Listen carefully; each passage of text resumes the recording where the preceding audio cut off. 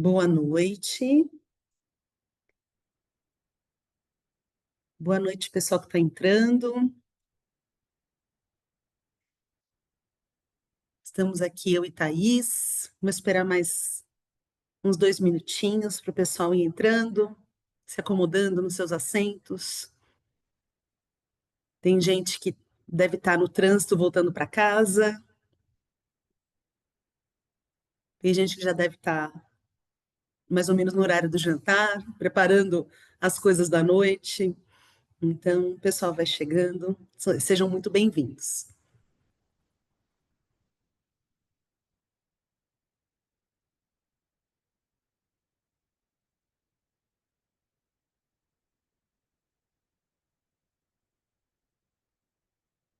Boa noite. O pessoal já também já descobriu o chat, já está mandando boa noite para a gente. Boa noite, todo mundo. Sejam bem-vindos. Também não vou demorar muito para começar, porque tem uma apresentação bem bacana da Thaís e que a gente quer aproveitar bastante e para a gente introduzir esse ciclo de webinários, né? Que estamos começando hoje e temos um mês pela frente.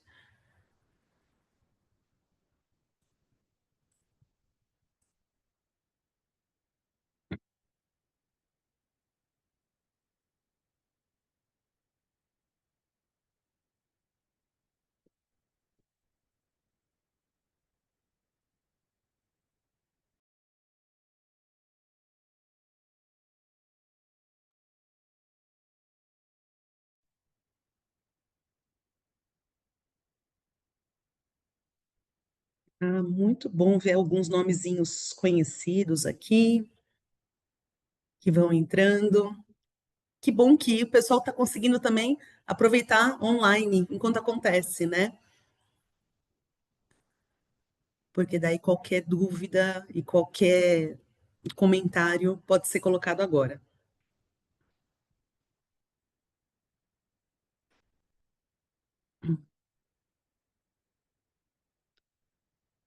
Muito bem. Acho que podemos começar então. Acho que estabilizou agora as entradas e acho que aos pouquinhos também as pessoas vão entrando, vão pegando alguns trechinhos da fala, vão compondo com a apresentação como um todo. Vou fazer, então, uma breve introdução sobre esse ciclo de webinários. Então, muito boa noite, comunidade, comunidade Band, família Band.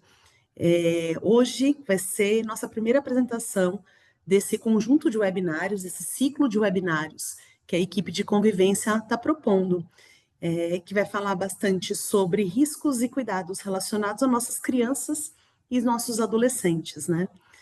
Eu acho importante trazer o porquê dessas ideias desse ciclo de webinários, muito por parte de uma escuta escolar, uma escuta que vem a partir uma escuta que vem a partir da nossa percepção de sala de aula, uma escuta que vem a partir da própria orientação educacional, dos professores, quando a gente consegue cruzar com os alunos no corredor, ou então conversar mesmo. Então, nossa vivência aqui de sala de aula na escola faz com que a gente tenha essa escuta escolar que é diferente da escuta familiar, e elas são complementares, né? Então, a gente vai se escutando, e eles falando uns com os outros, né? Se escutando entre pares, a gente vai fazendo um painel maior sobre a realidade dos nossos crianças e adolescentes hoje. A partir dessas escutas que a gente tem tido, a gente criou essa ideia do conjunto de webinários, que vai trabalhar 4 pontos principais que tem chamado bastante a nossa atenção aqui, que a gente percebe que alguns adolescentes, algumas crianças, adolescentes, mais os adolescentes, né, têm se exposto a alguns riscos, né? E hoje começamos, então, com a nossa especialista, a nossa doutora Thaís Bosa. E a nossa doutora Thaís Bosa, ela é especialista em relações relacionadas ao ambiente online, os riscos, os cuidados, né? Seguindo nessa toada, quinta-feira que vem, a gente recebe a doutora Clarice Madruga. Clarice Madruga também é antiga parceira nossa, especialista em álcool e outras drogas. Na semana seguinte, a gente vai falar um pouquinho sobre as pressões estéticas relacionadas aos nossos adolescentes. Então, a gente sente um retorno assim do padrão estético da magreza, ou então dos músculos para os meninos, e o quanto que isso está influenciando no dia a dia deles.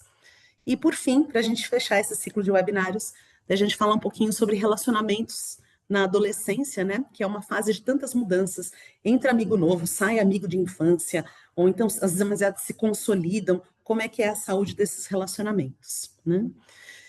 Então, como eu adiantei, a nossa orientadora Thais, na verdade, nossa doutora Thais, hoje ela foi convidada novamente e me dá muita alegria de saber que ela vai iniciar esse ciclo de webinários, justamente falando sobre os riscos e os cuidados do uso desse espaço, desse ambiente online, desse ambiente virtual, que é pouco tangível, né? Que às vezes a gente tem aquela sensação que a criança e o adolescente estão seguros em casa, não estão expostos à rua, não estão expostos a outras influências, e é uma característica dos nossos tempos, né? Esses riscos que entram na nossa casa.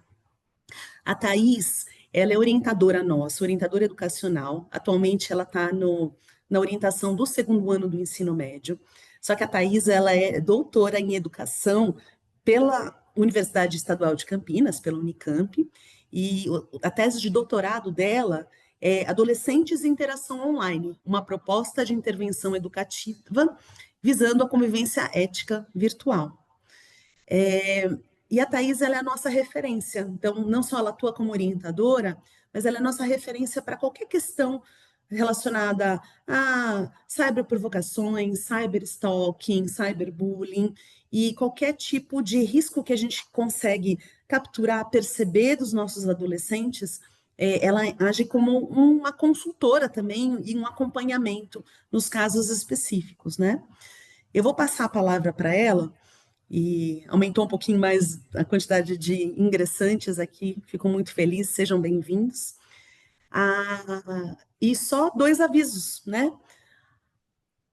Uma, que esses webinários, eles estão sendo gravados e, posteriormente, né, ao final de todos, eles vão ser disponibilizados no nosso canal do YouTube. Daí a gente fala um pouquinho, a gente passa o link para a comunidade. E só para a gente organizar, como é que vai funcionar? A Thais preparou uma apresentação. A Thais, ela fez uma intervenção no primeiro semestre, quando ficou muito popular aquele seriado do Netflix, Adolescência, que chamou muita atenção da sociedade como um todo mundo falava sobre isso. E acho que gerou um certo medo nas pessoas, com razão. Eu acho que deu um grande alerta para que a gente conseguisse falar sobre isso. A escola prontamente conversou com a Thais, né, se organizou uma fala. O seminário aconteceu aqui no Colégio Bandeirantes, foi transmitido ao vivo também. Foi uma interação excelente. Até hoje eu recebo elogios desse seminário que a Thais trouxe. Hoje ela vai trazer, claro, alguns elementos que ela trouxe no primeiro semestre, mas ela vai ampliar um pouco essa discussão, né? E aí, vou deixar quem está aqui online com a gente, fiquem à vontade para, a qualquer momento, escrever perguntas no chat. Estou aqui eu, né? E mais suporte aqui do lado para ir selecionando as perguntas. Então, vou deixar as perguntas para o final, a não ser que tenha alguma pergunta que surja que esteja exatamente sendo falada no momento que a Thais estiver fazendo a exposição dela. Pode ser? Muito bem. Então, vou passar a palavra para a Thais. Oi, boa noite. Obrigada, Beatriz, pela apresentação, né, dessa sequência de webinários e também contou um pouquinho aí, né, da minha trajetória acadêmica e profissional. Queria agradecer primeiro, né, a confiança da escola, o seu convite, enfim, o convite da Estela, da Henrica, para a gente poder dialogar um pouquinho sobre esse tema aqui é muito importante, né? Sempre foi, desde quando eu estava pensando nisso esses dias, no feriado. Eu comecei a estudar, né, as relações online quando no começo do Orkut, quando a gente usava o Orkut ainda. E a nossa vida como pais, mães, professoras, educadoras era tão mais fácil, né, quando a gente tinha o Orkut. E aí essas ferramentas, essas redes sociais foram ampliando, né, em número e em ferramentas também. Então, e não para, né? Há 5 anos atrás a gente tinha um cenário de redes sociais, hoje a gente tem outro e os problemas só aumentam. Acho que a complexidade vai aumentando e é por isso que a gente sempre precisa conversar sobre isso, refletir e entender o que está acontecendo para a gente poder também intervir de alguma forma. Bom, só para contar então rapidinho para vocês, eu sou pedagoga, eu fiz mestrado e doutorado na Unicamp, desde a graduação eu estudo esse tema, né, cyberbullying, relações online, convivência na internet. Como a Beatriz falou, meu doutorado foi uma proposta de intervenção, então eu desenvolvi atividades durante 1 ano e meio com adolescentes, e a gente tinha um objetivo, né, eu e a minha orientadora, Thelma Vinha, de formar esses alunos para que eles saíssem, né, dessas aulas com conhecimento sobre os riscos, sobre os desafios, sobre as vivências positivas e negativas que a gente pode encontrar na internet quando a gente pensa em redes sociais e jogos, né, especificamente.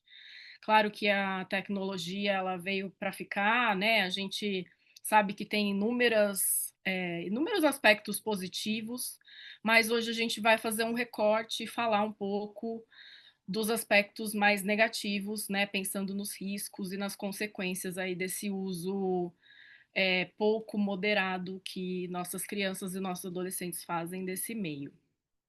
Eu organizei uma apresentação de slide, vou compartilhar a tela com vocês. Qualquer coisa, a Beatriz me chama, né? Dá um sinal, porque eu não vou conseguir ver aqui, né? Vocês. Mas eu estou à disposição, se alguém tiver alguma dúvida, pode também interromper e perguntar. E aí a gente vai começar a pensar, então, nessas relações e nesses riscos, né? Com um vídeo. Então, eu vou passar um vídeo muito rápido e a gente vai então conversar um pouquinho sobre o que tem no vídeo, né, durante toda a palestra. Então vamos lá. Hey, kiddo, it's about time for bed, okay? Okay. Well, remember, there's a box in the corner over there with all the pornographic material that's ever been made in the world, even the really weird stuff that could scar you for life. I'm trusting you not to look in there, okay? Okay. Feelings are for losers. Oh, and this guy's gonna be in your corner all night, just randomly spewing out hateful things. Just ignore him, okay? While I'm thinking of it, there's an order form on your desk where you can purchase illegal drugs. The mean girls from your school are gonna be standing there talking about you all night. And this Russian hacker is gonna keep asking for your password. I'm not a hacker. Amazon customer service. Just need you to ignore him, okay? Love you, buddy. We ask too much of our kids when we give them a smartphone. Let's change the norm. Together. Maybe we go around the room and share social security numbers. Join the movement at smartphonefreechildhoodus.com. Bom, é um vídeo curto, né, mas impactante para a gente começar a pensar, então, nesse universo, né, que se abre quando a gente pensa em interações online. Claro que o vídeo traz uma questão mais exagerada, mas não exagerada, porque é exatamente isso que acontece, né? A gente tem ali um mundo disponível aos olhos, né, dos nossos filhos e dos nossos alunos, e isso, claro, tem impacto na vida deles. Então a gente começa refletindo sobre a nossa população, né, o Brasil. E esses dados, eles não são necessariamente resultantes de um período aí pós-pandemia, né?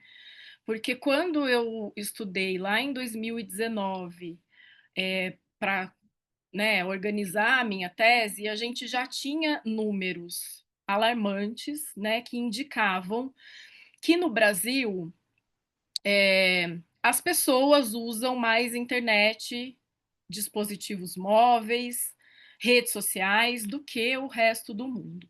Então, essa pesquisa recente, né, de 2022, traz um recorte das crianças e dos adolescentes, né, e o quanto esse uso aqui no Brasil ele supera a média global. Então, por exemplo, a gente está 14% acima de usuários, crianças brasileiras que usam dispositivos móveis.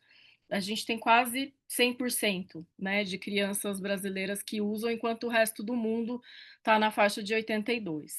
E o que mais me chama a atenção nessa pesquisa é que crianças muito pequenas, né, se a gente for pensar aí a partir de 9, 10 anos, já fazem o uso acima da média global. Então, é sobre um pouco isso que a gente vai falar hoje, né, desse uso precoce de redes sociais, jogos, enfim, e o quanto isso vai impactar no desenvolvimento, no crescimento e nas relações dessas crianças que vão se tornar adolescentes, adolescentes vão se tornar adultos, e o quanto a gente tem toda uma sociedade aí que a gente precisa olhar, porque está interagindo, né, está exposta a conteúdos que não necessariamente são positivos. Então, a gente tem um uso indevido, né, por parte de crianças de 9 a 12 anos em redes sociais. Aqui no Brasil, a legislação ela é muito clara quando ela coloca, né, que o uso é permitido a partir dos 13 anos para redes sociais e alguns jogos, e essa legislação ela não é aleatória, né, as faixas etárias, enfim, a gente vai conversar um pouquinho disso, mas é já um dado que preocupa, porque a gente tem pessoas que são imaturas do ponto de vista cognitivo, moral e afetivo, né, que estão expostas aí a conteúdos que eles não conseguem lidar ou não sabem ainda, não têm condições de lidar. Bom, o que as nossas crianças e adolescentes fazem na internet? Eu acho que essa é uma pergunta, né, que a gente precisa se fazer o tempo todo. O que meu aluno consome, o que ele está fazendo na internet, o que meu filho gosta, né, quais são as interações, os jogos, os influencers que ele segue. Eu acho que essa é a primeira questão que a gente pode começar a pensar como família e como escola, né, também para a gente poder, de alguma forma, trabalhar essas questões. Então, a gente sabe, né, e essa pesquisa vem confirmar, uma pesquisa que foi divulgada o ano passado, que dos usuários entre 9 e 17 anos, a internet é utilizada para fazer trabalhos escolares. A gente tem agora o ChatGPT, né, a inteligência artificial muito sendo utilizada de uma forma muito frequente também para a realização dessas tarefas, mas o que chama atenção nesses dados é que as crianças já de 9, 10 anos fazem o uso para atividades escolares, né? O que não necessariamente é positivo ou negativo, mas é um uso da ferramenta relacionado aí à questão da aprendizagem, do desenvolvimento da aprendizagem. Bom, a gente sabe que crianças e adolescentes gostam de assistir vídeos, programas, filmes, séries. Tem um dado que chama bastante atenção, né? Que as crianças de 9, 10 anos estão jogando mais que os adolescentes. Então, se a gente for olhar aqui nessa linha, não sei se vocês conseguem enxergar o meu mouse, mas jogou na internet, a gente tem aqui de 9, 10 anos e 11 a 12 superando os adolescentes mais velhos. Então, as crianças jogam mais do que os adolescentes. A gente também sabe, né, que eles usam redes sociais de uma forma muito frequente, que eles trocam mensagens o tempo todo, e não só por WhatsApp, né, existem inúmeros canais aí de comunicação entre adolescentes que se conhecem ou não necessariamente se conhecem presencialmente. A gente sabe que eles compartilham textos, vídeos, imagens, postam, né, coisas de autoria própria, fotos, né, pessoais, enfim. Participam de páginas, grupos para conversar sobre assuntos que têm ali em comum, conversam com pessoas de outros países, de outras culturas, de outras origens, né? Então, tudo isso é possível, Só que tem o aspecto positivo e o aspecto negativo. Então é muito legal conhecer uma pessoa de outro país e trocar ideias com ela, enfim, sobre, né, como é viver lá, como que, né, trocar experiências, mas ao mesmo tempo a gente não sabe se essa pessoa é real, se ela existe mesmo, se ela é uma pessoa mais velha, mais nova, qual é a intenção dela. Então, a gente sempre tem que fazer essa reflexão. Tem o aspecto positivo, mas pode acontecer, tem um risco ali por trás que a gente precisa cuidar e formar, né, os nossos estudantes para que eles possam reconhecer quais são esses riscos. Então, é muito legal usar a internet para assistir um vídeo, desde que o vídeo, né, seja algo positivo, não é o que a gente tem visto. A maioria dos vídeos que são, às vezes, sem os nossos, né, nós mesmos, né, sem a gente pedir, a gente é exposto a um monte de conteúdo ali que a gente sabe que tem um impacto para a nossa saúde mental, né, o bem-estar emocional, enfim. Bom, que a gente sabe, né? Que as pesquisas têm mostrado já há algum tempo que essa faixa etária é uma faixa etária que é mais vulnerável por conta do desenvolvimento, por conta da idade, né? E até de não ter ali elementos para identificar o que é verdade, o que não é, a intenção real da pessoa. Então, as pesquisas que vão mostrando aí, né, que crianças e adolescentes que interagem online vivenciam algumas situações que são perigosas. Então, por exemplo, nessa pesquisa, também divulgada em 2024, ano passado, 29% dos participantes já sofreram alguma situação de ofensa ou discriminação online. 30% já entraram em contato com alguém na internet que não conheciam pessoalmente. Isso acontece o tempo todo. 30% procuram fazer amigos online, o que é muito legal. Você faz uma amizade com uma pessoa, né, amplia a possibilidade de fazer amizade. Mas a gente também não sabe a intenção da pessoa que está lá do outro lado, nem se ela é quem realmente está dizendo. 12% adicionaram pessoas que não conheciam nas suas redes. E aí os riscos eles vão aumentando, né? As vivências vão ficando cada vez mais violentas. Então, das crianças e dos adolescentes que jogam online, 65% já foi vítima de violência grave, né, em jogos. A gente tem também a presença do cyberbullying como uma situação de violência que é muito ativa entre os adolescentes, né? Entra ano, passa ano, sai ano, a gente sempre lida com uma situação de cyberbullying na escola, porque é onde eles estão se relacionando. Não tem como a gente negar que as relações não acontecem ali fora do ambiente escolar, mas que tem um impacto, né, nas relações escolares. Então, o que é o cyberbullying que a gente ouve tanto falar, né? E aí, exemplos bem concretos e reais, né? São quando os nossos alunos, então pessoas que se conhecem geralmente, né? Claro que tem casos de cyberbullying que acontece com pessoas de fora ou que não se conhecem necessariamente.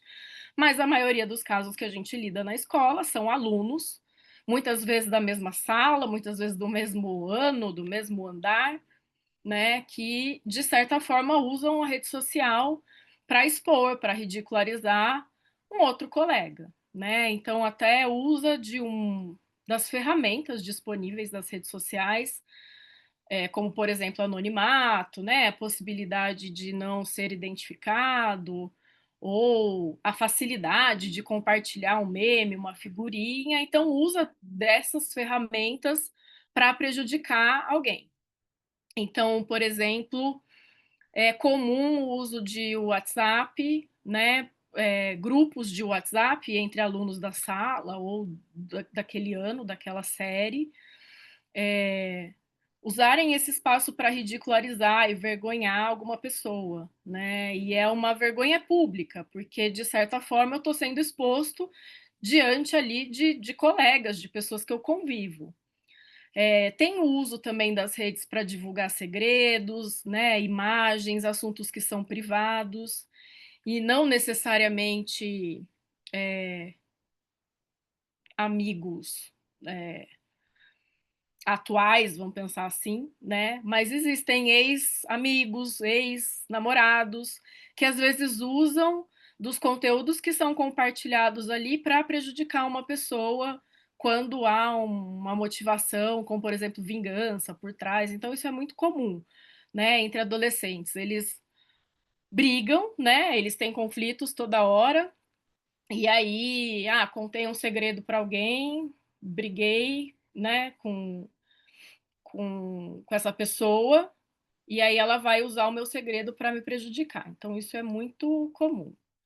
Criar perfil falso, vira e mexe, né? A gente recebe perfil de alunos do Bandeirantes, né, que são expostos ali, mas a gente não sabe a autoria, então tem um nome que tem a ver com Band, mas quando a gente vai, né, buscar a autoria, a gente tem dificuldade para encontrar, mas as fotos, os comentários, tudo que é postado ali são os nossos alunos que estão postando.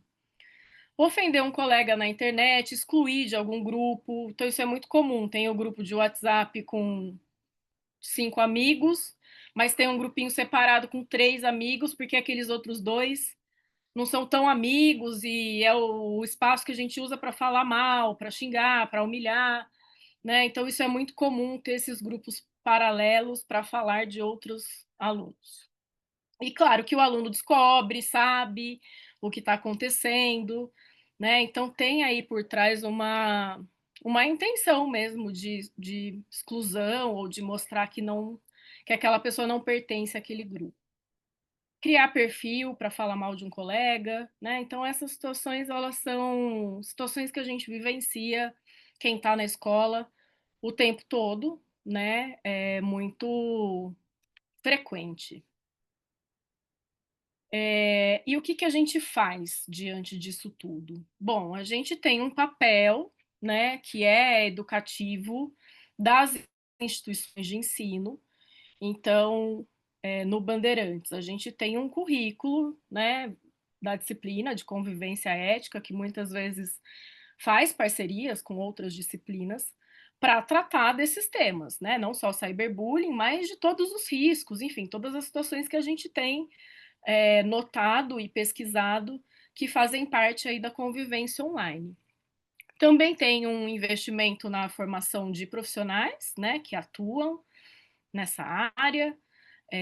Então, professores, gestores, nós estamos o tempo todo estudando, né, para que a gente possa favorecer, planejar, enfim, né, de uma forma intencional, trabalhar com a convivência não só física, mas online também.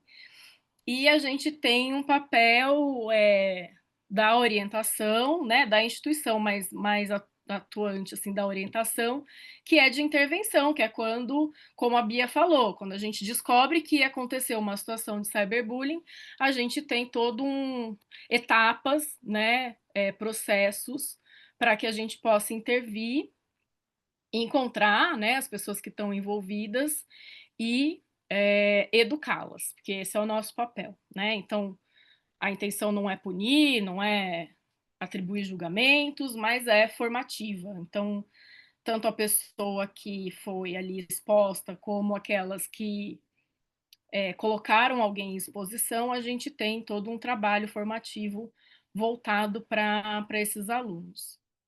E o que a gente vai conversar aqui um pouco é sobre o papel das famílias, porque a gente tem, claro, de forma institucional, né, algumas ações, mas a gente precisa muito da parceria de famílias. E eu falo como família aqui também, porque eu sou mãe, então acho que a gente também precisa se formar nessa área, né, se informar e formar, para que a gente possa atuar também na educação dessa geração que é diferente da geração que nós fazemos parte, né? Sei lá, 20 anos atrás a gente não tinha nenhum grande problema relacionado a TikTok, Instagram, porque nem existiam essas redes sociais. Então a gente está um pouco aprendendo, né, conforme as coisas vão acontecendo, e a gente também precisa entender que uma mudança de cultura leva tempo. Então eu estava conversando com a Beatriz esses dias, ela falou: sei lá, 3 anos atrás, era comum a gente, no 6º ano, todos os alunos ganharem um celular, né, com acesso às redes sociais. Era como um rito de passagem, né, como um presente de formatura. Foi para o 6º ano, ganha um celular, né, e a gente vai pensar, 6º ano, 10, 11 anos, por ali, mais ou menos. Não poderiam, né, ter acesso a nenhuma rede social, segundo a legislação brasileira. Mas é o que acontecia há pouco tempo atrás. Agora a gente já percebe, a gente já consegue ver isso acontecendo na escola. Nem todas as crianças de 6º ano ganham um celular, porque a gente está nesse processo de formação, a gente está nesse processo de, né, vamos parar para pensar no que está acontecendo e nas consequências que a gente tem como sociedade, uma criança de 10, 11 anos ganhar um celular com acesso livre a esse mundo, né? Então, uma mudança de cultura também leva tempo. E, e eu acredito que é positivo, né? Quanto mais a gente tem oportunidade de conversar e de refletir sobre isso, mais a gente tem condições de mudar uma situação que, né, enfim, está totalmente arriscada aí para as nossas crianças. Bom, o que que a gente faz como família? A gente vai abordar um pouco a importância de supervisão, né, de monitorar as atividades online dos filhos, e claro que tem um limite também, até pensando na faixa etária. A gente vai pensar em investir em educação, que é o que a gente acredita, né, como uma possibilidade de transformação mesmo social, e a gente vai investir no diálogo. Então a gente tem, né, primeiro que entender que a classificação indicativa de jogos, por exemplo, ela não é aleatória. O motivo já falei para vocês. Eu gosto de fazer uma relação com tirar carta. A gente tira carta aqui no Brasil com 18 anos. E a gente precisa de de um desenvolvimento cognitivo, moral, enfim, até motora, né? O desenvolvimento motor, de ter reflexo, enfim, a gente precisa ter um amadurecimento para poder pegar um veículo e começar a treinar ali para dirigir. A rede social é a mesma coisa. Se a gente tem uma rede social ou um jogo que é destinado para pessoas acima de determinada faixa etária, tem um motivo, né? Significa que ali tem conteúdos, tem situações que aquela pessoa não tem maturidade suficiente para lidar, para até entender o que está acontecendo e saber o que fazer com aquilo, né? Com aquela vivência. Então tem se falado muito, né, dos jogos. A gente também vê os alunos ainda com menos de 18 anos jogando alguns jogos que não são para faixa etária. A gente tem muita discussão sobre jogos com interação online, né? Então, o que que é isso? A maioria dos jogos a gente pode se comunicar com os jogadores. E o jogador pode ser um colega da minha sala de aula, que eu montei um time com ele, né? Sei lá, montei uma equipe com ele no jogo, e pode ser um cara que eu não sei quem é, não sei quantos anos tem, uma pessoa às vezes de fora, de outros países. Então, essas interações online, além dos conteúdos violentos que muitas vezes os jogos têm, mas é sobre essa interação online que a gente precisa entender para a gente poder intervir e, como família, também olhar para isso, né? Porque a gente acha, tá num joguinho, tá de fone de ouvido, tá jogando, mas tudo bem. E não é bem assim, né? O Roblox, a gente tem ali um joguinho aparentemente inofensivo, as crianças de 10 anos já podem jogar, mas não tem nada de inofensivo, porque quando há interação online, as crianças estão interagindo com possíveis adultos até ali, né? E os temas que são tratados, muitas vezes não são só referentes ao jogo, né? Então, um tipo de linguajar, né? Temas que são mais de adultos e as crianças estão ali ouvindo. Então, é por isso que a gente precisa ficar atento. E é possível bloquear, né? Um chat, um bate-papo. A gente tem aí alguns instrumentos nesses jogos que possibilitam isso. Mas é muito importante a gente ficar atento à classificação indicativa. Bom, as redes sociais. Geralmente, a classificação indicativa, 13 anos. O que não significa que meu filho fez 13 anos, eu vou falar, tó, filho, usa o celular, tenha TikTok, Instagram, todas as redes sociais que você quiser, entra no grupo da sala, né? Tá liberado porque você já fez 13 anos. É igual aprender a dirigir. A gente começa com uma pessoa que vai treinar, né? O adolescente ali, a pessoa de 18 anos que vai tirar carta. Então a gente treina, tem alguns erros, alguns acertos, a gente tem que passar num teste, tem que passar no exame da autoescola, aí às vezes tem a companhia de um adulto quando começa a dirigir, é a mesma coisa, a gente vai ter que ficar ali, né, muito presente, muito atento e muito nesse sentido de educar. Como é que a gente vai usar isso, de que forma, então fazer acordos, combinados, refletir sobre os riscos é fundamental, né? Não adianta só eu entregar o aparelho com tudo liberado, ou às vezes colocar um bloqueio ali e achar que o meu filho não vai ter acesso a conteúdos que ele não tem idade ainda. Então, é importante a gente entender que tem plataformas, que tem redes sociais, que mesmo com restrições, né? Enfim, mesmo com bloqueios, tem nenhum tipo de moderação, né? Então, criança e adolescente é um grupo vulnerável dentro de redes sociais. E aí a gente vê inúmeros riscos, né? Alguns a gente já falou, situações de violência, de discriminação, de conteúdos que são adultos, para adultos, cyberbullying, mas a gente tem riscos também, que a gente tem, inclusive, pensado muito, né, em como atuar, e muitas pesquisas também recentes que vão comprovar que a nossa autoimagem, né, a forma como a imagem corporal dos adolescentes, como ela vai se desenvolvendo, tem um impacto muito grande das redes sociais, até uma distorção de imagem, né? Então, eu trouxe aqui mais um vídeo também para a gente poder refletir um pouco sobre isso, e esse será o tema também de um dos webinários. Eu vou mostrar aqui o vídeo e a gente já conversa sobre ele.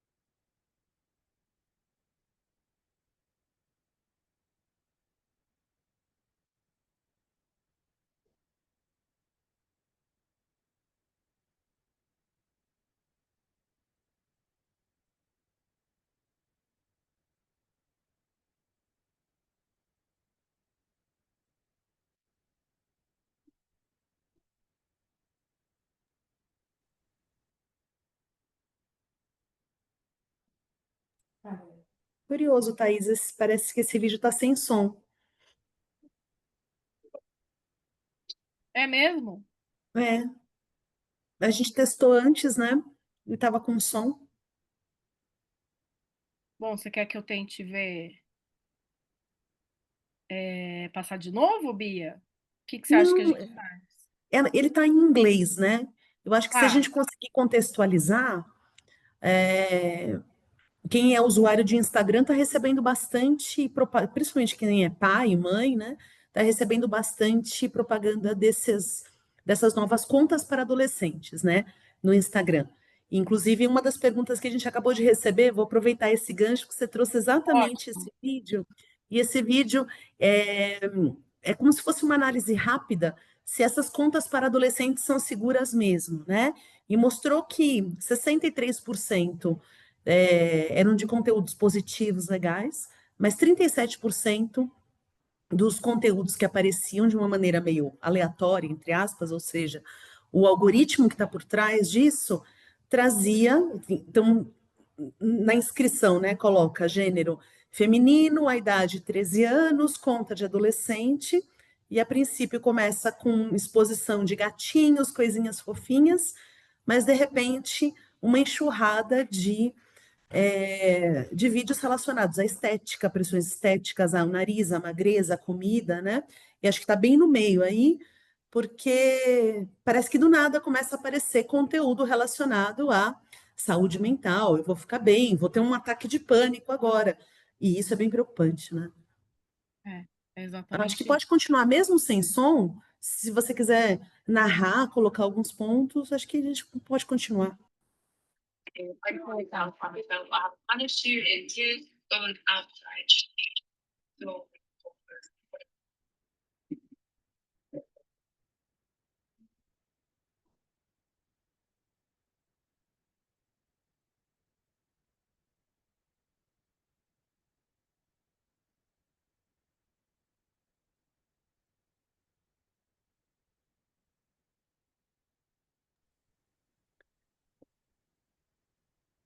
Ah, não está dando para seguir.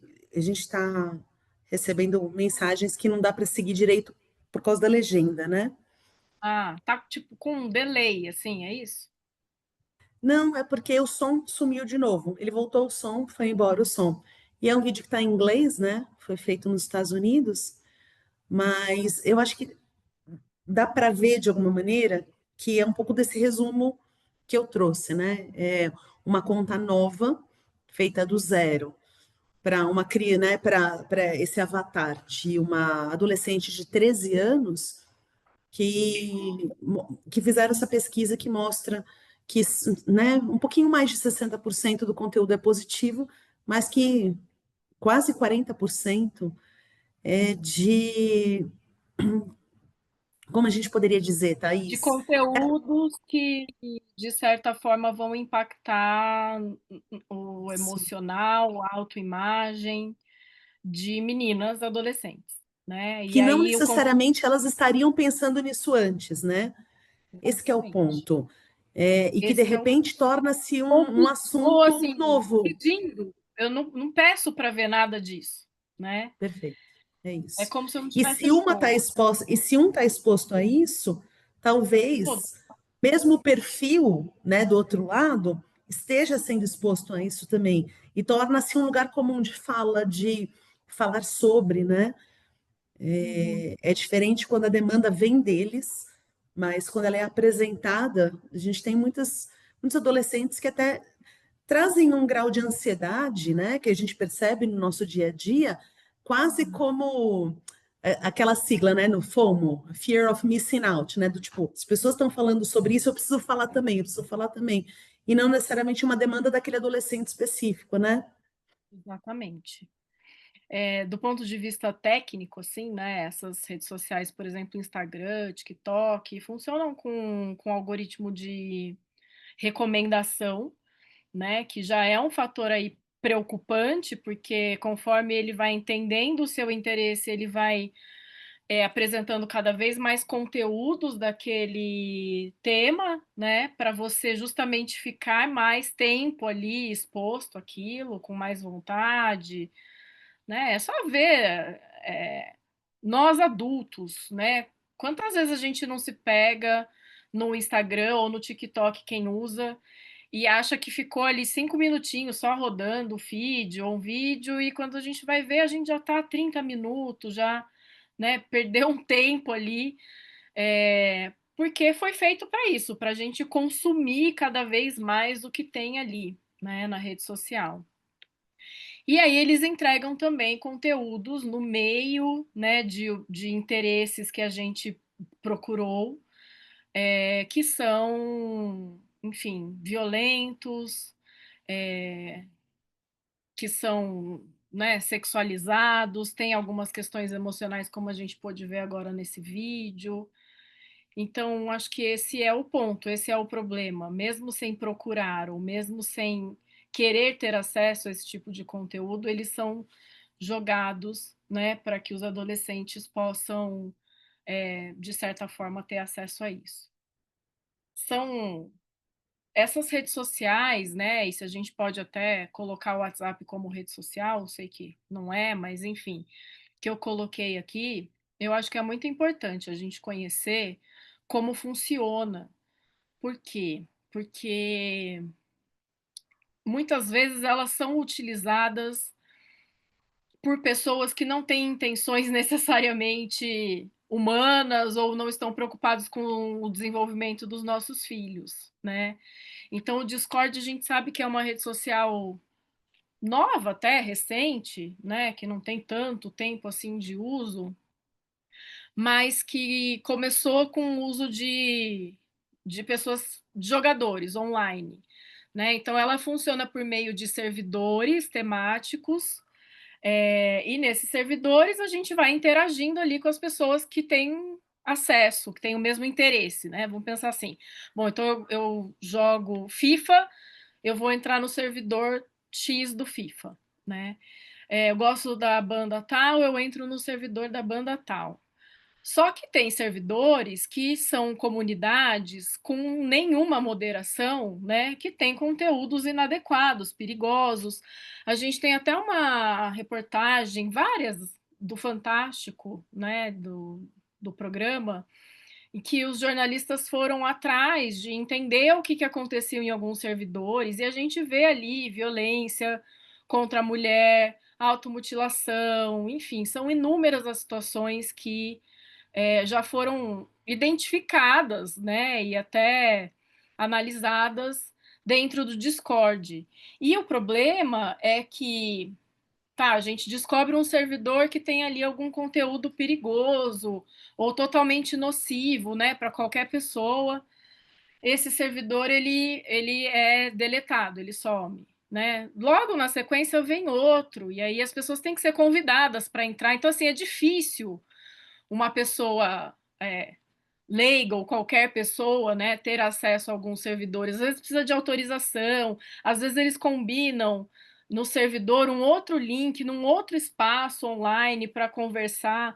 Então é difícil a gente rastrear tudo isso, né. O Reddit também é uma grande comunidade, né, tem inúmeros fóruns ali, abertos sobre qualquer assunto.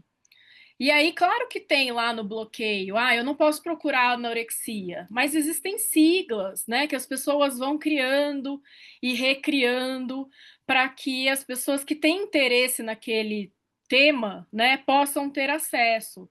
Então, no Reddit, por exemplo, tem muitos fóruns que estão ligados assim a coisas inofensivas, sabe? Fazer crochê, pet, animal de estimação, quem tem gato, enfim. Mas tem conteúdos que são ilegais, que são extremos, né? E é só a gente fazer um teste, não tem muito segredo, não é muito difícil, assim, como o Discord. O Reddit, você entra lá, coloca uma sigla X, que eu vou mostrar algumas aqui para vocês, mas, por exemplo, ED, né? Tá relacionado à questão dos transtornos alimentares. Eu coloco isso lá, não preciso escrever anorexia, bulimia, mas o transtorno alimentar tem uma sigla para isso, que muda, né, com o tempo. Então pode ser que isso nem seja mais a sigla utilizada no momento, porque é muito rápido. A gente não consegue nem acompanhar. Mas é só você digitar essa sigla aqui e rolar um pouco a página, que começa a aparecer conteúdos relacionados a esse tema, né.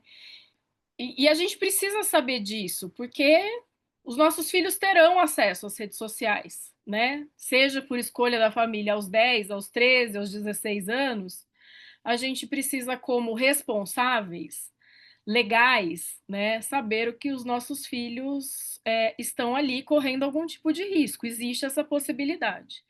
O TikTok e o Instagram, já falei para vocês, né? O TikTok é uma rede social altamente viciante e tem um problema também, porque a gente não vê muitos adultos interessados em TikTok, né? A gente acaba desengajando um pouco, porque é muita rede social para a gente lidar, o Instagram já tá bom, e o TikTok às vezes começa a aparecer coisas que aleatórias que também a gente não pediu, mas que daqui a pouco começam a ficar mais nocivas também. Mas os jovens, os adolescentes, todos estão no TikTok. E isso né, não tem como negar.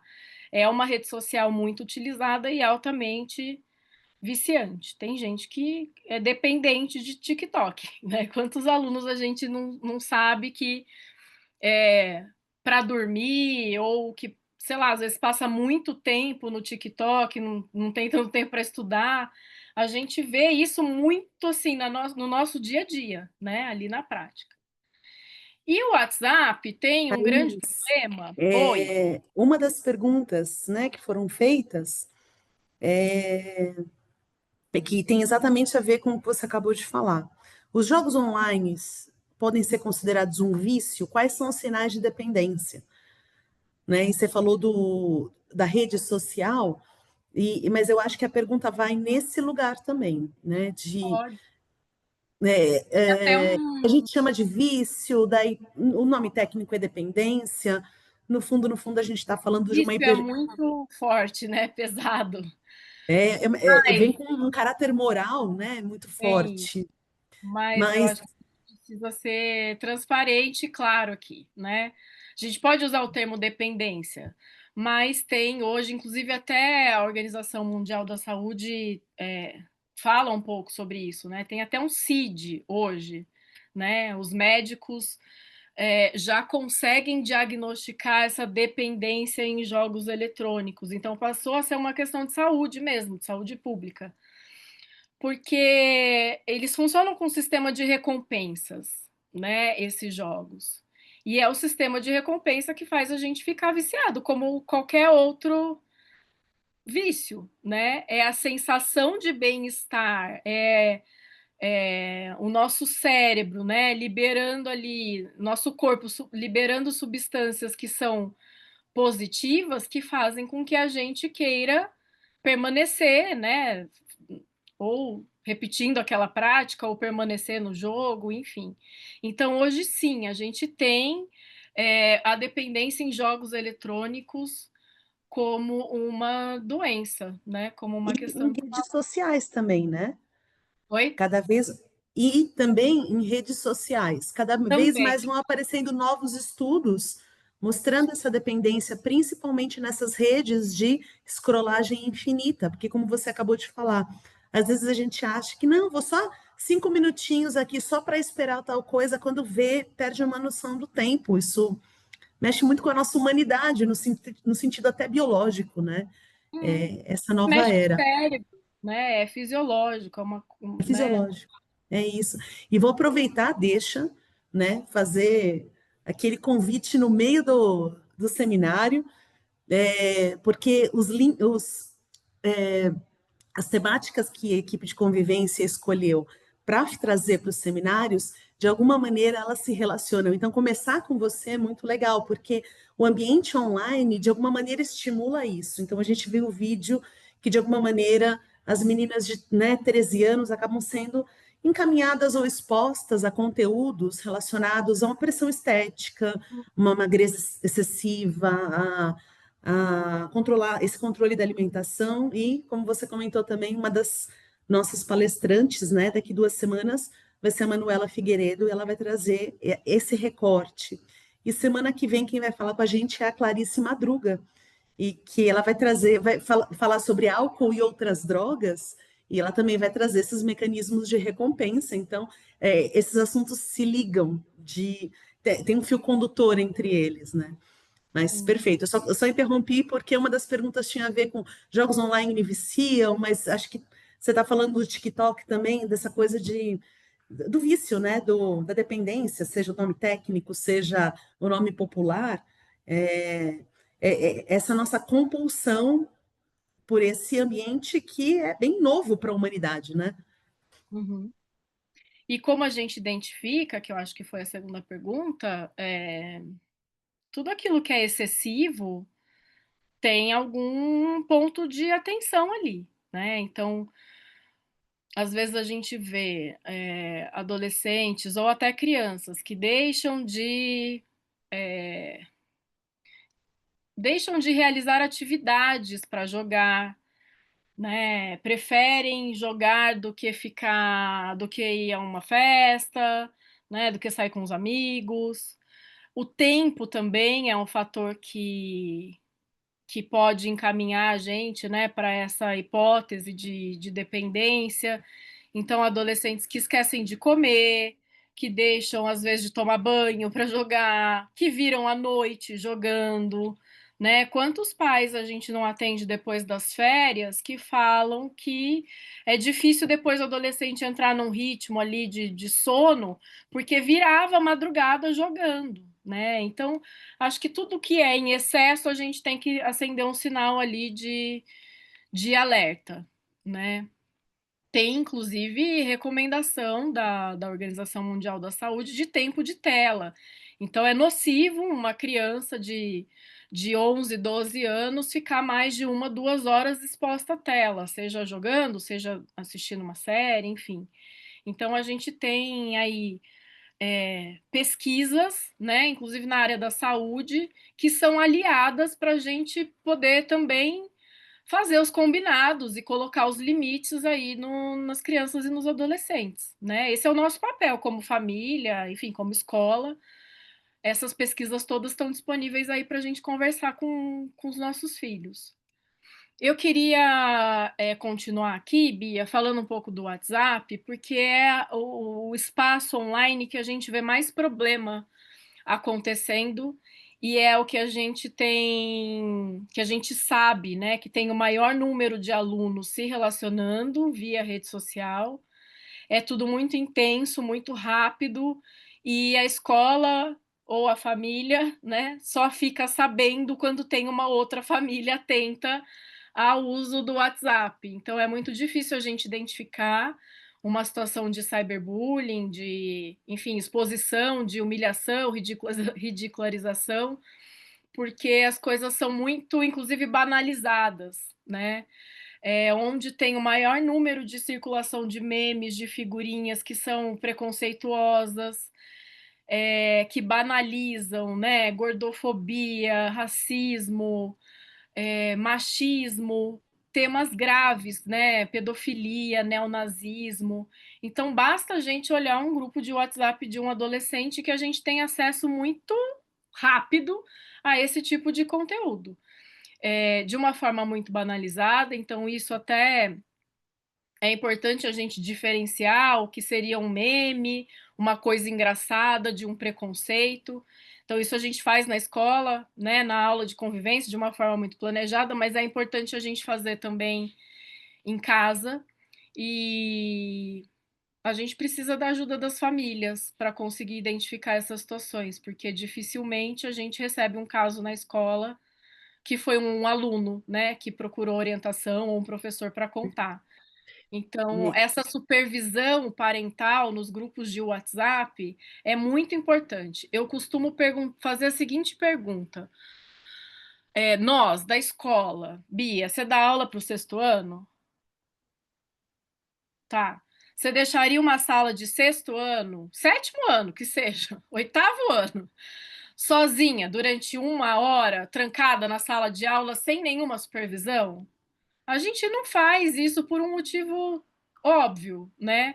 Coisas vão acontecer ali que a gente não vai ter controle, situações de violência, até agressão física, alguém pode se machucar, a gente não sabe o que vai acontecer ali, né? Por quê? Porque eles ainda são muito imaturos do ponto de vista moral e cognitivo, então não tem condições. E fazer isso nos grupos, né, de WhatsApp, parece que virou algo muito comum, mas não deveria ser. A gente não deixa 40, 50. Os grupos são inúmeros, né? E com muitas pessoas, crianças de 10, 11 anos interagindo muito tempo, porque claro que ali vai ter alguma situação que precisa da mediação ou da supervisão de um adulto. Então, é muito importante a gente ficar atento aos grupos de WhatsApp. Eles parecem, a princípio, ofensivos, mas não são, né? Thaís, eu Muitas queria vezes é até aí fazer um, que mora o perigo. eu queria até fazer um parênteses, porque outro dos comentários que apareceu aqui no nosso chat, quero agradecer a todo mundo que está comentando aqui, a gente vai incluindo, não é só o WhatsApp, é o iMessage também, né? Porque tem algumas Ah, famílias que falam assim: ah, não, meu filho não tem celular, não tem WhatsApp, se fala com um colega é via meu WhatsApp, então eu controlo. E aí, de repente, descobre, a gente está falando baseado em fatos reais, né? Que o mesmo tipo de interação que acontece no WhatsApp, que aquele adolescente não tem, principalmente entre os menores, né? Acontece entre o pessoal da sala e os amigos no iMessage. Para quem não sabe, o WhatsApp é super difundido, mas o iMessage é o serviço de mensagens que tem nos iPads e eles já vêm instalados, né? Tem algumas famílias que são super antenadas e já conectam o iMessage do iPad do seu filho, da sua filha, no seu próprio iPhone, né? Quando tem iPhone. Então, de alguma maneira, essa mensagem chega assim, esses pais, né, esses familiares conseguem ter algum tipo de monitoramento quase que em tempo real do que está acontecendo. Mas fica uma dica, então, para as famílias que tem muitos adolescentes que estão conversando entre si com as mesmas características do WhatsApp, com figurinhas, com memes que eles fazem, eles postam, eles tiram foto com o WhatsApp, com o tablet e fazem alguma figurinha e mandam uns para os outros, né? Então, esse tipo de controle, quando a gente fala controle, parece uma coisa coercitiva, né? Mas é um controle de, é o cuidado, né? É esse cuidado que a gente está falando. É o cuidado. Como a gente tem nas relações presenciais, né? A gente precisa ter esse cuidado também nos grupos de online. E essa dica é muito boa, Bia, porque é isso, sai uma rede social ou a gente descobre o que acontece numa rede social, eles migram para outra, porque é isso, né? O adolescente tem como característica essa transgressão, né? Essa tentativa de burlar algum tipo de regra, né? A gente consegue ver a questão da legislação do celular, o quanto ainda é difícil alguns alunos entenderem que nesse período escolar não é permitido usar, né, qualquer rede social, qualquer tipo de, de conteúdo ali que não tenha relação com o pedagógico. Mas a criatividade vai longe, né? E a gente descobre aí que muitas vezes eles estão, sim, usando outras ferramentas que a gente não tinha nem imaginado. Bom, como eu falei para vocês, seguindo, tem algumas.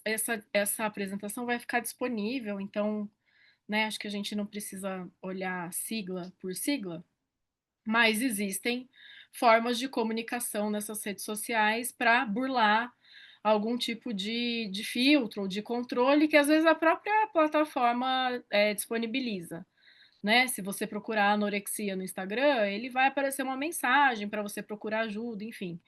Mas aí tem as siglas que essas pessoas vão se comunicando para conseguir ter acesso a esses conteúdos. E o que, que a gente faz, então, né, visando a segurança digital e de uma forma bem prática, assim, porque eu acho que nós, como família, a gente espera uma coisa mais prática para poder agir, né, de imediato. A gente vai falar um pouco da importância aqui do diálogo, da reflexão e de investir em formação, né, do nosso filho, do nosso aluno, mas existem coisas práticas que a gente pode começar a utilizar visando a segurança digital. Isso não significa educação digital, segurança digital. Então, por exemplo, combinar, né? E eu sei que é difícil, porque muitas vezes a gente vai começar a fazer esses combinados quando o filho já é adolescente, e aí tem todo aquele embate que a gente sabe que tem.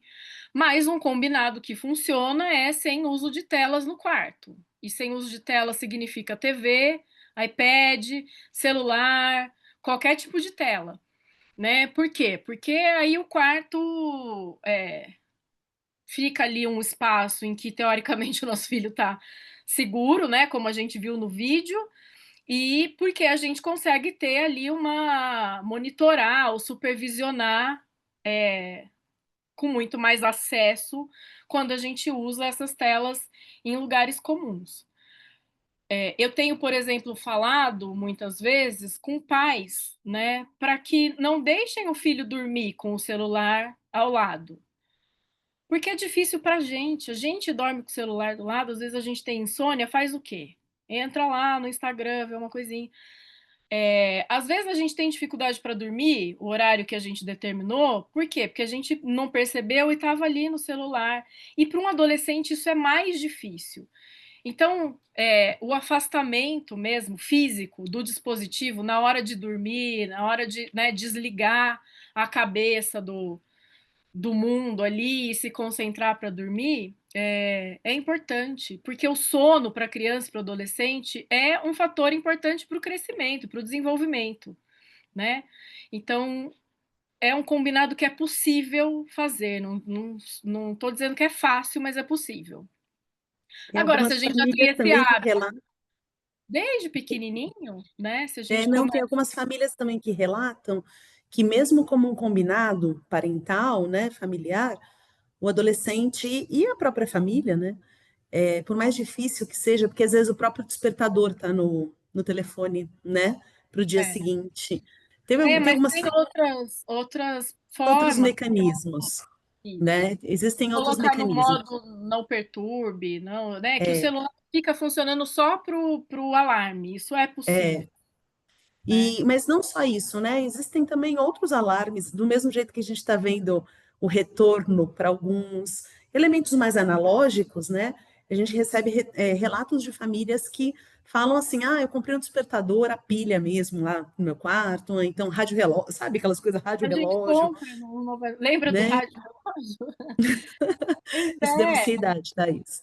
Mas Não, mas não só tem, isso, né? de combinados familiares, de Isso não assim, pode ó, ser justificativa. Acho que é o isso. celular fica na sala de todo mundo e todo mundo vai para o quarto e algumas crianças e adolescentes que já estão com essa dificuldade de o celular ficar no quarto dos pais mesmo, assim, fechado mesmo, porque a gente brinca, mas às vezes é um processo de detox, né? Na psicologia, que é na psicologia é a extinção do comportamento.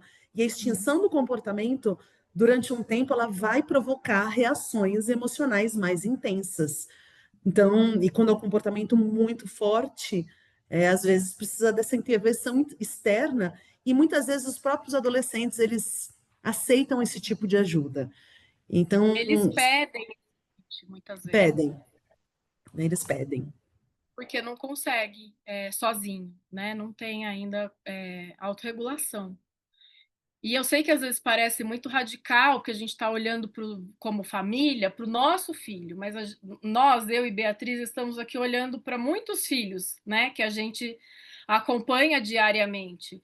Então a gente sabe da importância da gente ter esses combinados mesmo, até depois para o rendimento acadêmico no dia seguinte, né? Então não é do nada que a gente está tirando aqui essas orientações. Bom, jogos sem fone de ouvido. Ah, mas não dá, porque eles falam muita coisa, é muito jogo. Bom, primeiro que precisa limitar o tempo de jogo. Segundo, que seu filho for ainda muito criança e você liberar o jogo, você é responsável pelo que está acontecendo ali, então precisa de uma supervisão, né? Assim como a gente não deixa uma criança de sexto ano ir numa festa de maiores de 18, né?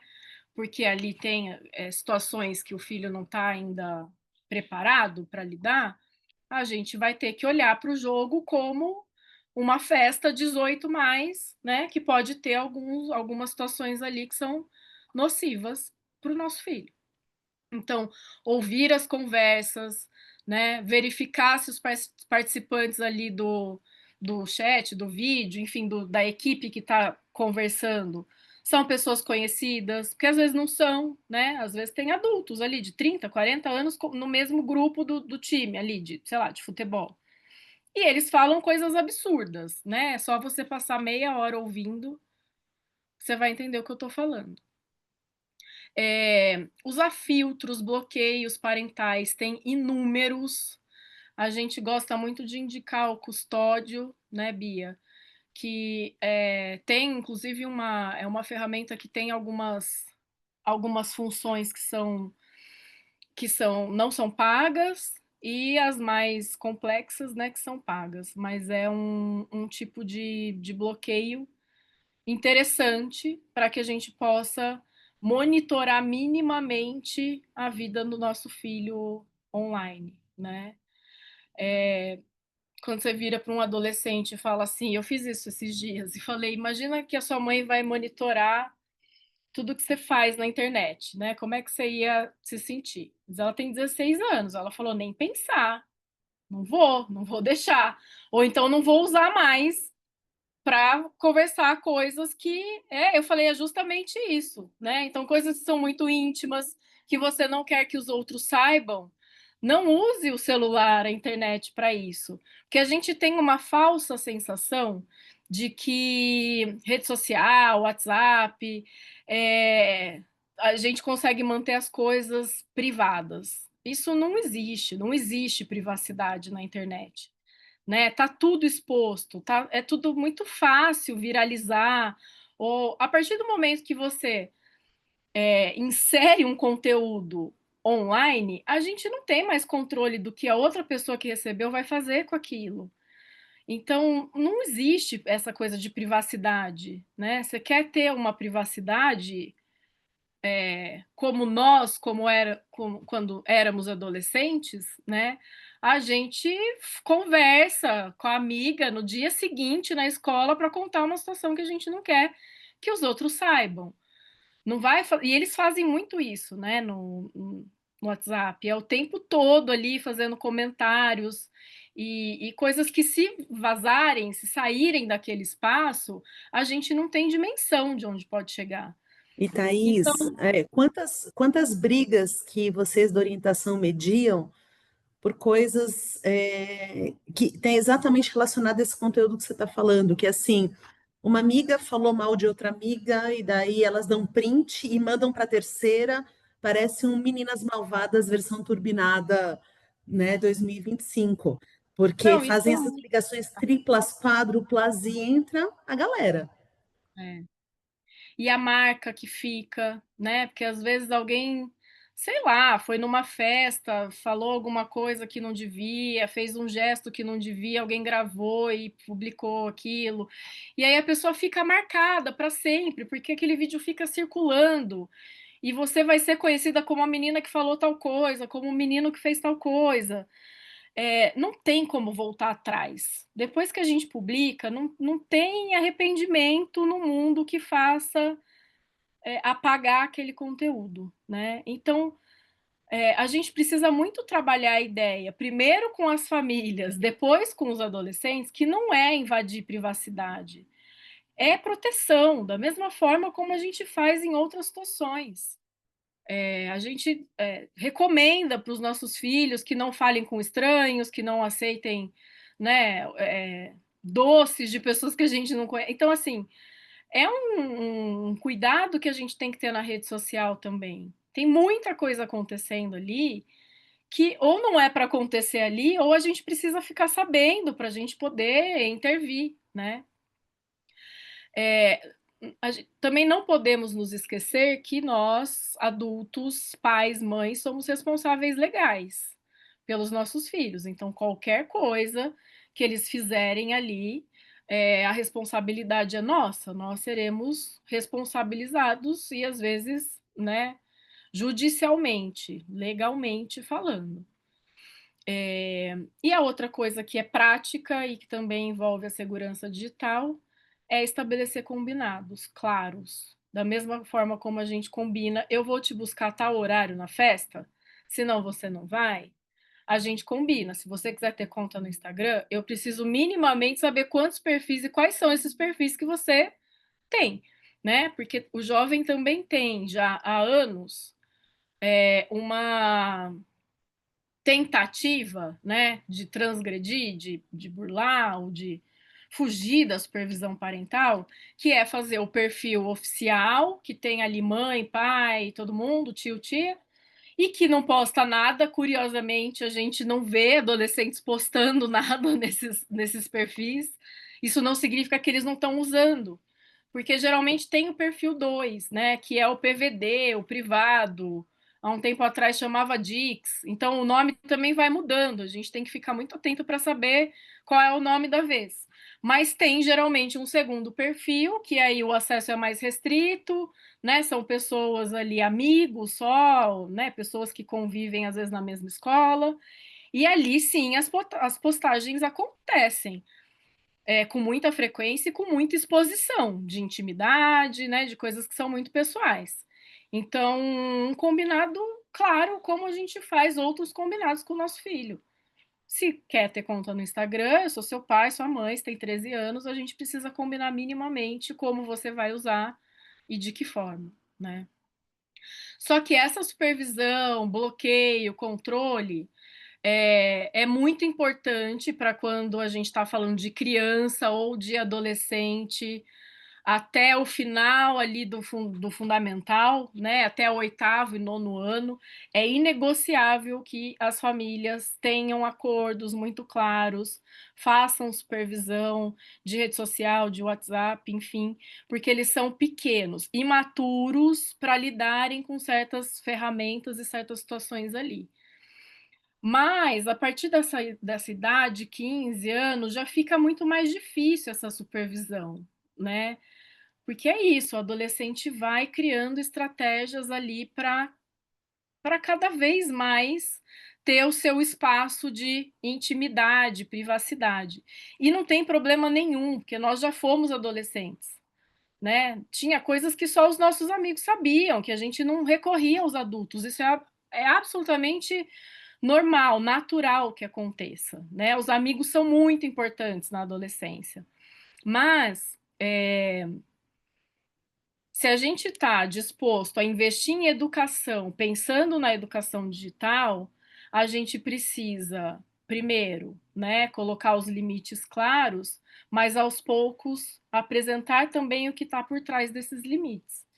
E a gente faz isso como? Conversando sobre, né, refletindo, organizando ali momentos de diálogo em que a gente vai explicar o porquê das coisas e que a gente vai tentar entender quais são os interesses dos nossos filhos, sem julgamento, né? Porque a gente tem uma coisa muito comum que as famílias fazem, sempre fizeram, né? Só a gente lembrar da nossa fase de adolescência, que eu gosto do, sei lá, influencer tal. Aí a gente assiste 5 minutinhos os vídeos que esse influencer posta. Nossa, mas é isso que você gosta? Você passa horas assistindo o vídeo desse cara. A gente tem uma postura, né, que é muito de julgamento. Isso é da nossa sociedade, né? A gente julga, utiliza ali de julgamento para mostrar o quanto a gente concorda ou não concorda com aquilo. E isso na educação não funciona, né? Se a gente quer formar, a gente precisa entender o que está por trás, por que ele gosta desse influencer, né? Então, para isso eu preciso conhecer, para poder conversar, para poder orientar, né? Para poder entender o que está por trás ali daquele interesse. Então, se a gente não investe em educação, a gente não forma pessoas que saibam usar essas redes de uma forma mais segura e ética. E o que é educação, né? O que a gente está chamando de educar de forma digital ou pensando numa educação digital? Então, a primeira coisa que a gente precisa entender é que, como qualquer coisa na vida, a gente tem que dialogar com os nossos filhos. O diálogo, ele é fundamental. Mas existem algumas estratégias, até técnicas, né? Que não envolvem um monólogo, não envolvem uma lição de moral, um sermão. Na minha época não era assim, não sei por que vocês estão tão preocupados. Então, assim, envolve o quê? Uma escuta atenta. Escuta atenta significa que eu vou ouvir, né? Parece fácil, mas não é fácil. Ouvir sem julgar, sem interromper, sem ter pressa para responder, fazendo perguntas, mostrando que você está interessado naquele tema, mesmo que muitas vezes a gente precisa fazer um esforço, né? Escuta atenta é isso, entender o que a pessoa quer dizer e fazer perguntas para que ela possa refletir. Porque você já refletiu, você é o adulto da relação, mas o seu filho não. Né? E não é perguntas que exijam resposta sim ou não, são perguntas elaboradas, é o que a gente chama dentro da convivência de boas perguntas, né? Que são aquelas que vão estimular a reflexão. Então, por exemplo, o que que você entende por isso? Por que que você agiu assim? Para qualquer coisa, se a gente for pensar na rede social, o que que você entende por, sei lá, pela lei FELCA, que saiu agora recentemente relacionada à questão do ECA. Peguei uma situação no grupo de WhatsApp, por que que você agiu assim, né? Como você poderia ter agido de uma outra forma, de uma próxima vez, como é que você pode fazer? Então, essas perguntas, elas vão ajudando os nossos filhos a desenvolverem autonomia, né? E a pensar sobre as coisas de uma forma mais crítica também. Outra coisa que é importante é a gente estabelecer relações de confiança, que parece que é óbvio que pais e filhos precisam confiar uns nos outros, mas na prática não é tão óbvio. E principalmente quando eles entram na adolescência, né? Então, deixar muito claro para o nosso filho que, independente se da situação, né? Se ele errar, se ele cometer alguma injustiça, a gente vai estar do lado dele, não é passar a mão na cabeça, né? Mas é ter a postura ali de uma autoridade, de proteger, né? De tentar ajudar, de saber o que aconteceu para poder ajudar a intervir. Né? Então a gente precisa dizer isso de uma forma muito clara, que parece que é óbvio, mas não é. Mas, filho, quando você errar, eu preciso saber, né? Eu preciso ser a primeira pessoa que você vai procurar, não para a gente brigar, não para você ficar de castigo. Isso pode até ser a consequência, né? Mas porque eu sou responsável por você. Eu sou a única pessoa no mundo que tem a obrigação, o dever, né? E condições de te ajudar. Então, ter essa fala, né, mais clara, objetiva, sempre que a gente sentir necessidade, é importante, né, para criar essa relação de confiança, né? O nosso filho precisa saber que ele vai falar, mesmo quando errou, né, que não vai ser julgado, mas que você está ali para, ao mesmo tempo, acolher e intervir se uma situação necessitar de algum tipo de atuação.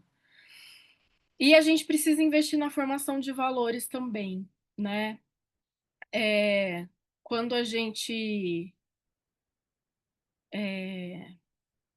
tem valores que são muito importantes para a gente em casa e que são valores sociais, como respeito, justiça, que a gente não abre mão, né? Tolerância, ter muito claro o que é certo, o que é errado, a gente pode e deve dizer para o nosso filho, na dúvida, né, se é certo ou se é errado, e a gente fala isso para os adolescentes na escola. Pensa sempre, o que que meus pais fariam nessa situação, né? Então a gente precisa entender que professores, pais, mães, enfim, educadores, são referência ética para as nossas crianças, adolescentes, e os nossos filhos vão carregando esses valores, né? Mesmo na nossa ausência, ou mesmo na adolescência, que o grupo de pares tem uma força muito maior. Então, no fundo, eles sabem o que é certo e o que é errado, né? Mas por conta de inúmeras situações, pressões sociais, às vezes não age da forma que deveria agir. E a gente precisa sempre reforçar isso. No cotidiano, o que que a gente pode fazer para prevenir situações de violência ou de riscos online? Conversem. A dica, a sugestão, a orientação, seja lá o nome que a gente vai dar aqui para isso, é conversem, mantenham um diálogo e pais e mães usem e abusem de casos reais que tem o tempo todo aí na mídia, em redes sociais, para tratar da temática, né? Então tem inúmeros filmes, tem séries, tem notícias, tem leis, que o objetivo não é você montar uma aula e vamos falar sobre a lei, Mas é conversar. Filho, eu ouvi dizer da lei Felca, ou assisti lá o vídeo do Felca. O que que você pensa sobre isso? Você assistiu? Claro que pensando, né, na faixa etária aí de cada faixa etária e necessidade também de cada criança ou cada adolescente, né? E eu estou dando um exemplo do Felca, mas tem inúmeras notícias, né? Inúmeras coisas que às vezes usar alguma coisa que te chamou a atenção nessa palestra e usar isso para conversar com o filho, né? Então, o que que você pensa? O que que você sabe do uso dos grupos de WhatsApp? É, já aconteceu alguma situação? Por que que você acha que as pessoas agem assim em grupo, quando elas estão ali no grupo de WhatsApp, né? Quando a gente está lidando com fake news ou até com, se a gente for pensar na vida que os influencers postam nas redes, né? Naquela coisa que parece que tem a vida perfeita, que não tem problema, né? Será que é assim mesmo a vida dessa pessoa que você segue? Né? Eu vi aqui que ela só posta vídeo de academia e tá malhando e sempre tá viajando e tá tudo bem. Será que é isso mesmo? Será que é possível a vida da pessoa ser assim? Por que que será que ela posta só as coisas positivas, né? É, imagina se você fosse, sei lá, o alvo de cyberbullying que está aqui nessa notícia.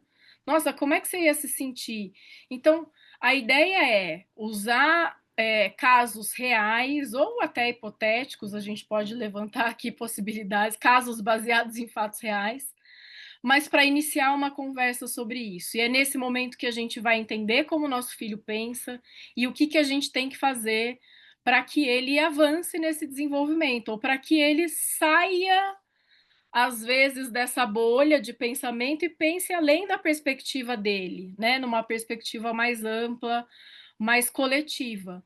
Então, é nesse momento que a gente favorece a formação. É claro que não é fácil, né? Não é simples, eu sei que às vezes a gente tem poucos momentos com os nossos filhos durante o dia, porque muitos trabalham, enfim, tem inúmeras tarefas, né, o dia todo, mas usem dos momentos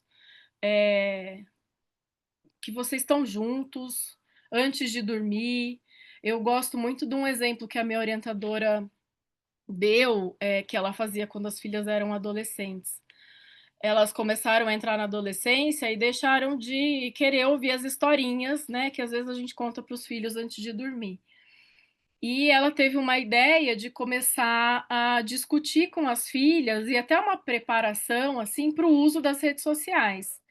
Então elas tinham por volta de 13, 14 anos e elas tinham um combinado antes de dormir, né? Quando a mãe estava em casa, não ia ter o momento da historinha, mas ia ter o momento de refletir sobre alguma coisa que viu na internet e chamou atenção. Já é um começo, né, para a gente começar a pensar no tema e no que nossos filhos estão vivenciando. Claro que as meninas faziam um filtro do que elas queriam falar para a mãe, ou não, mas ao mesmo tempo a mãe também levava temas, né, para conversar que sabiam que as filhas não iam, por livre, espontânea vontade, colocar ali para baterem um papo. E a ideia é, o que que você pensa sobre isso? Como é que você agiria se fosse com você? Imagina se essa situação acontecesse com você, por que que você acha que, né, para que que você acha que tem essa lei? Então, é mais nesse sentido, assim, no cotidiano que a gente pode agir.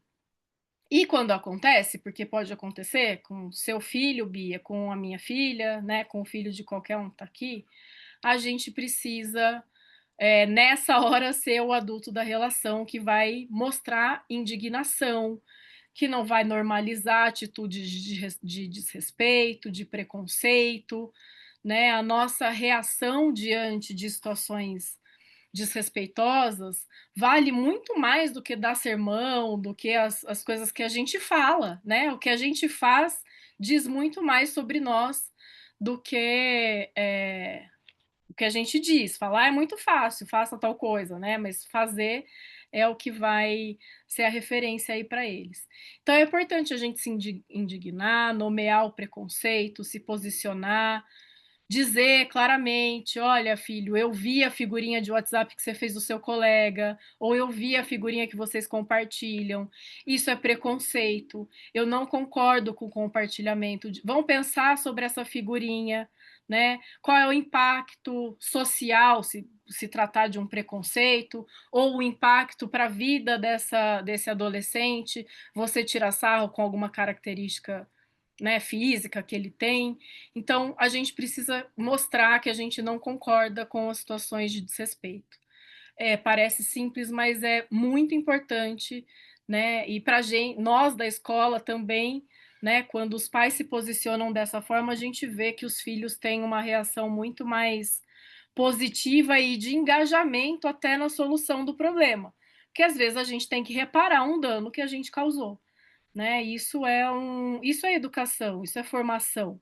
Então, quando a gente erra, a gente precisa assumir o que a gente fez, né? É muito importante, isso é o começo, e agir para reparar se for possível, né? Que seja um pedido de desculpa, uma ação concreta que eu vou precisar fazer até na rede social para me desculpar, enfim, me posicionar num grupo de WhatsApp.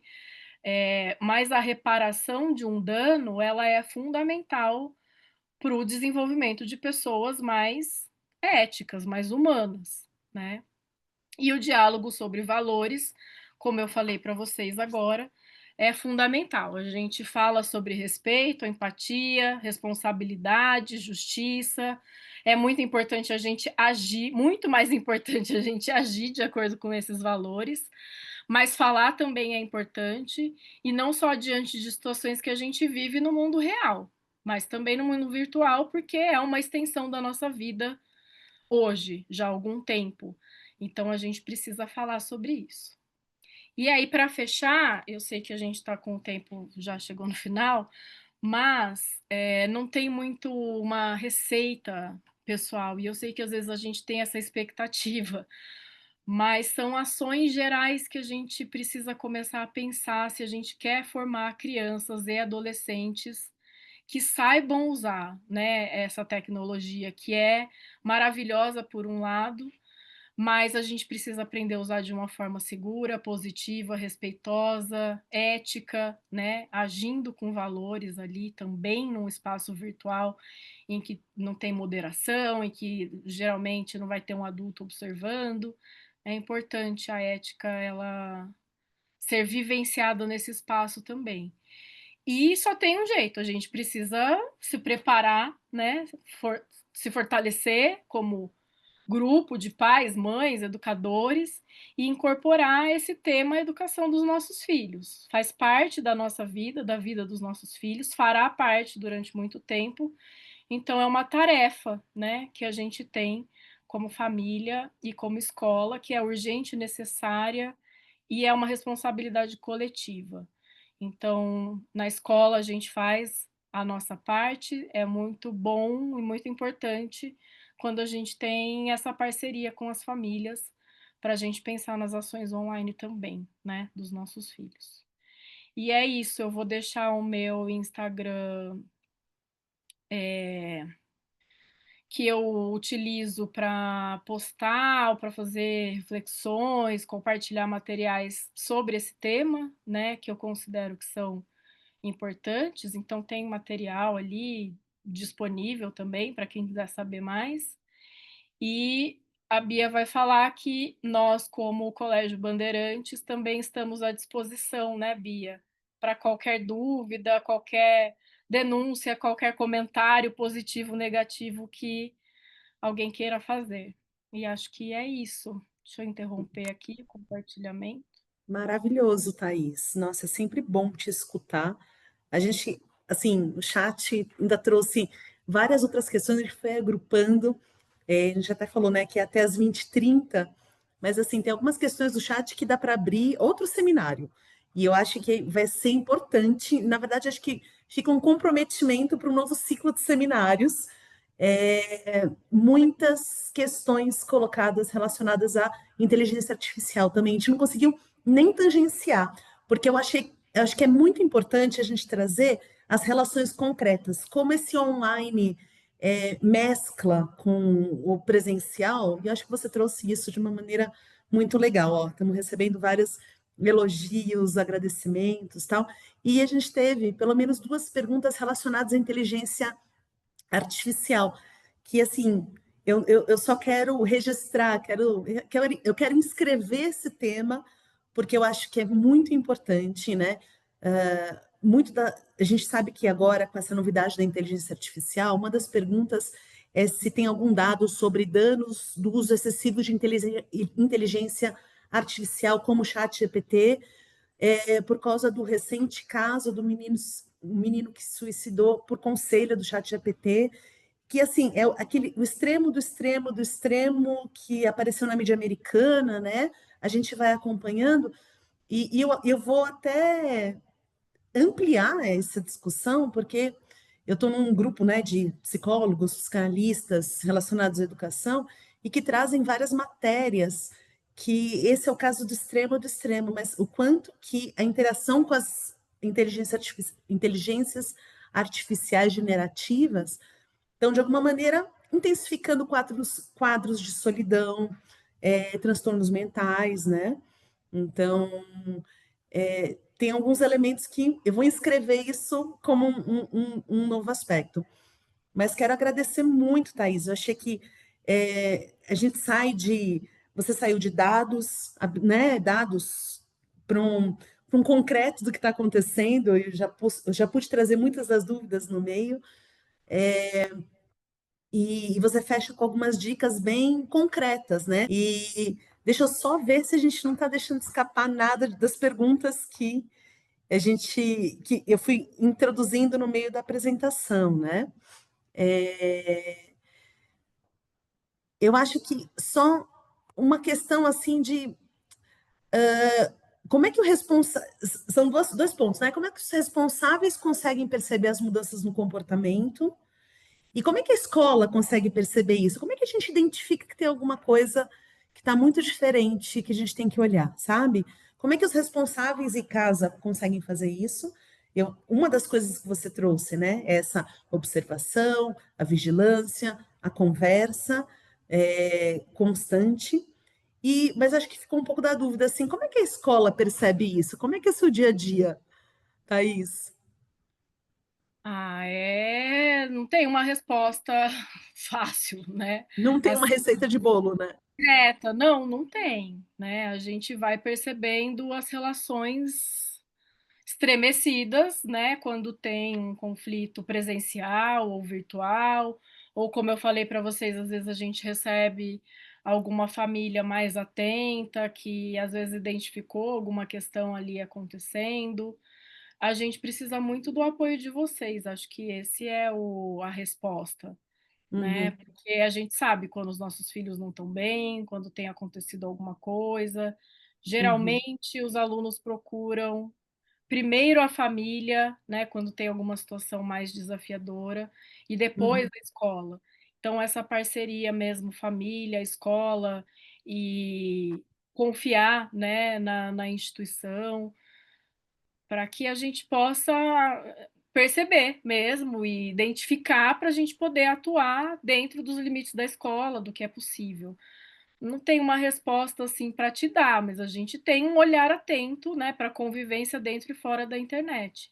Nós todos, professores, coordenadores, direção, funcionários, mas às vezes escapa alguma coisa ou às vezes a gente precisa mesmo desse diálogo com as famílias para que a gente possa entender o que está acontecendo e poder atuar.